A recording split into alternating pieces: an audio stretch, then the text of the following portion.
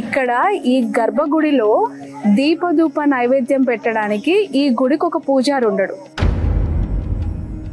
కానీ ప్రతిరోజు నిత్య దీపారాధన ఇక్కడ కొనసాగుతూ ఉంటుంది. ఇక్కడికి వస్తే అసలు సిటీకి కూడా రావద్దు కాదు, సిటీ నుంచి ఒక 65 కిలోమీటర్స్ అంతే. అది మళ్ళీ ఈ సిటీలో కలవాలని నా కోరిక. చిన్న జియంగార్ స్వామి మఠం నుంచి ఎవరైనా అర్చకులు ఆ పెద్దవాళ్ళు ఎవరైనా చూసి మా గుడి గురించి ఆలోచించి, యాక్చువల్గా మేము ట్విట్టర్లో చాలా ప్లాన్ చేశామండి. మోడీ నుంచి ఒక పర్సనల్ అమౌంట్. మన కాలచక్రం ప్రకారం ఒక 60 సంవత్సరాల తర్వాత ఒక చక్రం మారుతుంది అనేసి గురూజీది కృష్ణమాచార్యులు గారు చెప్పారు. అందుకే ఆ 60 సంవత్సరాలు పూర్తయ్యే టైంలో మళ్ళీ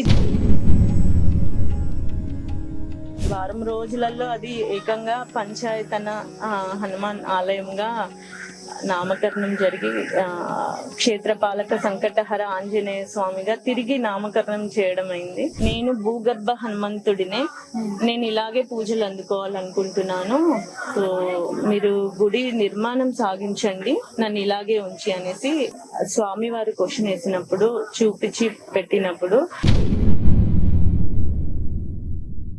ఒక 200 సంవత్సరాలు టెంపుల్ ఇది. కీర్తిశేషులు కూరగాయల కృష్ణమూర్తి ధర్మపత్ని విజయలక్ష్మి దంపతులచే ఈ యొక్క దేవాలయాన్ని కట్టడం జరిగింది అప్పట్లో. అందులో ప్రతిష్టాత్మకమైంది మాకు ఇక్కడ కుంటి హనుమాన్లు అంటాము. ఈ హనుమాన్ల దగ్గర మాత్రము ప్రతిరోజు పూజలు అందుకుంటూ ఒక పండితుడు లేకున్నా ప్రతిరోజు పూజలు దీపారాధన జరుగుతుంది. ఈ చరిత్ర నిడిగొండ అంటేనే 2500 సంవత్సరాల చరిత్ర ఉన్నది. పక్కపన్న మన లక్ష్మీనరసింహ స్వామి ఆలయం ఉన్నది. ఈ స్వామి క్షేత్రపాలకుడు అన్నట్టు లక్ష్మీనరసింహ స్వామికి. ఈ త్రికూట ఆలయం ఏ ప్రభుత్వం వచ్చినా ఒకసారి అన్ని కూడగొట్టిండ్రు. త్రికూట ఆలయం అంటే సూర్యుడు. ఇక్కడ శాతవాహనులు, చాళుక్యులు, అతని కాకతీయుల యొక్క మూలాలు కూడా మనకు ఇక్కడ అవపడుతూ ఉంటాయి.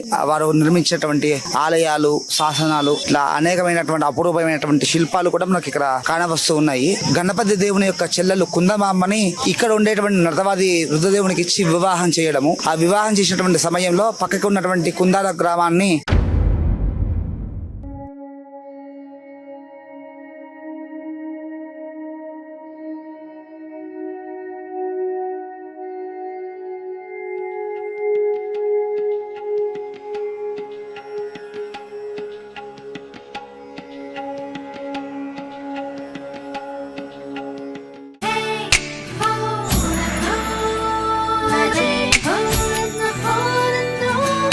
ఎలా ఉంది ఈ మ్యాజిక్ ఈ లలిత జ్యువెలరీలో మాత్రమే.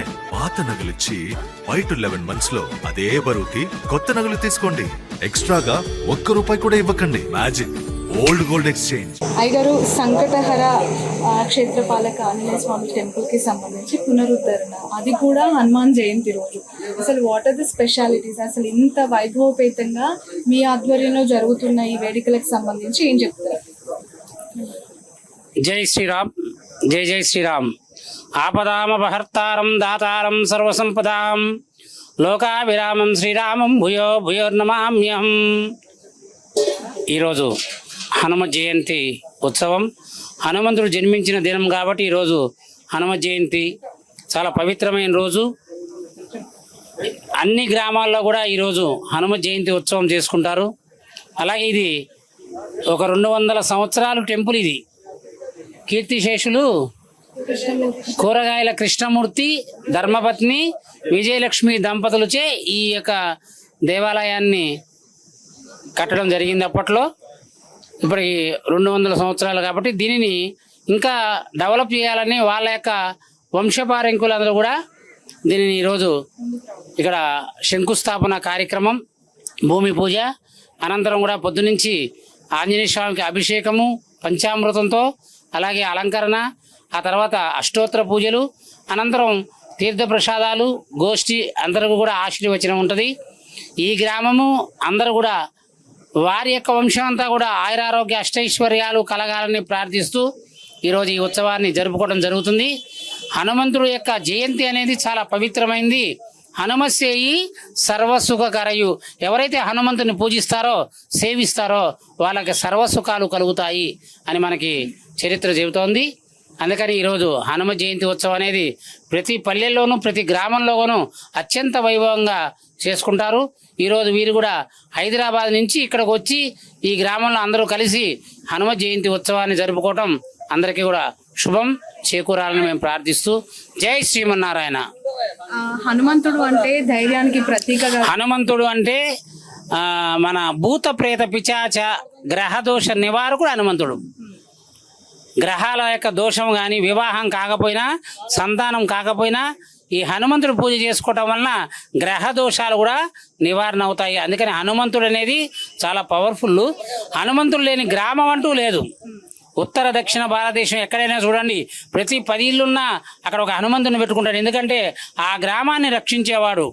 భూత ప్రేతాలు అనేవి లేకుండా ఆ గ్రామంలో పిల్లలందరికీ కూడా ఆయురారోగ్యాలు, అలాగే ఉన్న ప్రజలందరికీ కూడా ఆయురారోగ్యాలు కలగజేయడం కొరకు ఆ గ్రామంలో హనుమంతుడు అనేది ఒక గుడిని కట్టుకోవటం, ఆయన నిలబెట్టుకోవడం అనేది జరుగుతుంది. యాక్చువల్గా హనుమంతుడిని ఒక ధైర్యానికి ప్రతీకగా, అంటే ఆదర్శ దంపతులకి నమ్మిన బంటుగా మన పురాణ రాముడి యొక్క ఈ జనరేషన్ ఏం ఇన్స్పైర్ అవ్వాలి? హనుమంతుడిని చూసి, ఆంజనేయ స్వామిని చూసి ఏం ఇన్స్పైర్ అవ్వాలి?